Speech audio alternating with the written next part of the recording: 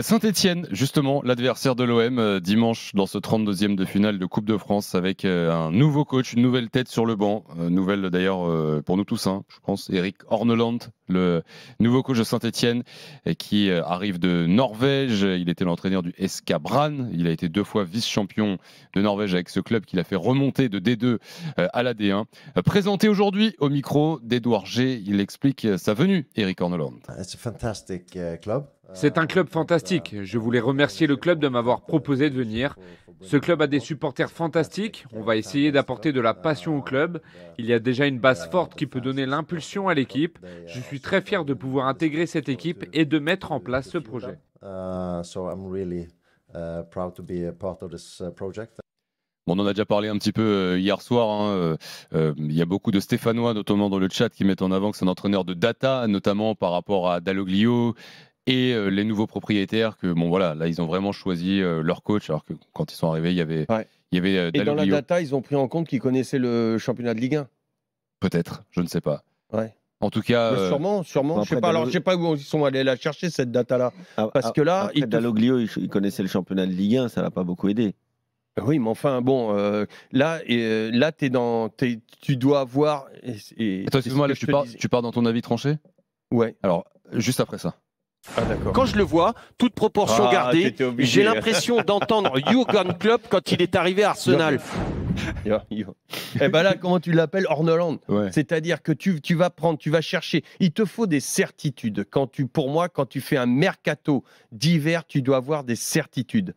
Que ça sera mieux que ce que tu as eu jusqu'à maintenant. Est-ce que ça sera mieux avec un entraîneur que tu n'as jamais vu en Ligue 1? On ne sait pas. Moi, personnellement, j'ai aucune certitude. Si eux, ils ont des certitudes, tant mieux, c'est les dirigeants. Ils en avaient aussi avec ces joueurs-là. Ils jouaient avec l'effectif qui a commencé, dont Olivier Dalloglio, d'ailleurs, s'est plaint tout de suite en disant « Attention, c'est un effectif très jeune, post-formation. La moyenne d'âge, elle est très, très jeune. C'est un effectif qui monte de Ligue 2 en Ligue 1, qui doit apprendre très vite avec des jeunes qui doivent sauver un club.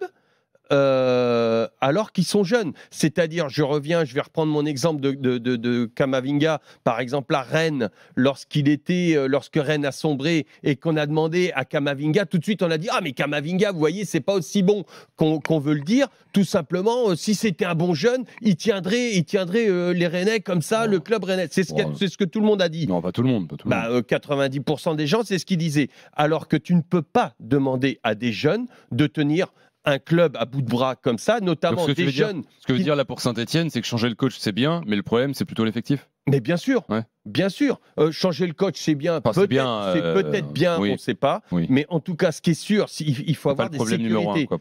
Pour moi, le problème numéro 1, il est d'avoir des cadres. Ces jeunes-là, si tu leur demandes de sauver un club, alors qu'en plus 90% ne sont pas dans le club depuis des lustres, ils n'ont pas cet ADN-là, ils n'ont pas tout ça. Pour moi, il faut les encadrer. Il faut un recrutement qui soit judicieux.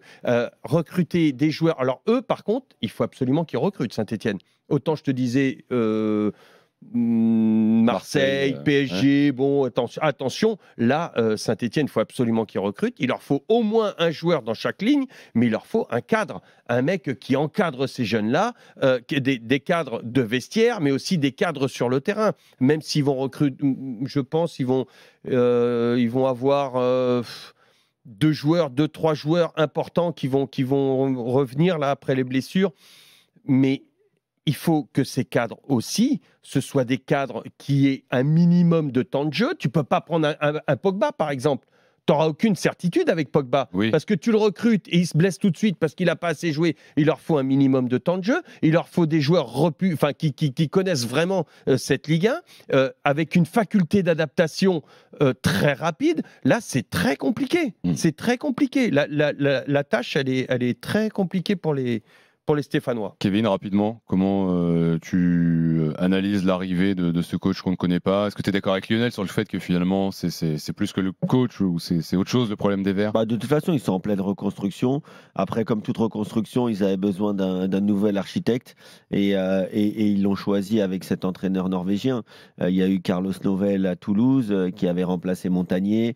Il y a eu notre ami Rosenior à Strasbourg. Aujourd'hui, les clubs ont complètement changé de modèle. Ils ne veulent pas de cadre, ils veulent que des jeunes. Ils ne veulent pas perdre la moindre place dans l'effectif pour d'éventuelles pépites qui pourraient éclore. Certes, c'est pas le football qu'on préfère, mais malheureusement, ça marche.